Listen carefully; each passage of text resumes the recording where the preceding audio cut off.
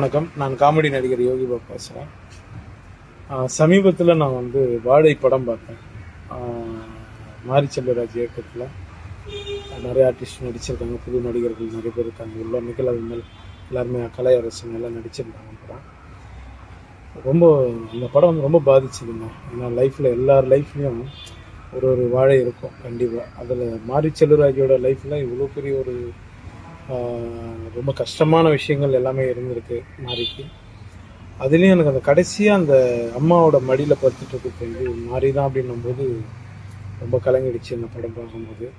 ஏன்னா நான் பரியேறும் பெருமாள் பண்ணியிருக்கேன் மாரி செல்வராஜ் கூட, அப்புறம் கர்ணன் பண்ணியிருக்கேன். பரியேறும் பெருமாள் படம் பண்ணும்போதே மாரியோட சில உண்மையான சம்பவங்கள் அதில் கொஞ்சம் உள்ளே இருந்தது. நாங்கள் அதை எடுக்கும்போது நாங்கள் ஜாலியாக எடுத்தோம். ப்ளஸ் ஆனால் அது முடித்து அது வெளியே எங்ககிட்ட என்ன நான் கதை கேட்காம தான் அதை பண்ண மாரிக்காக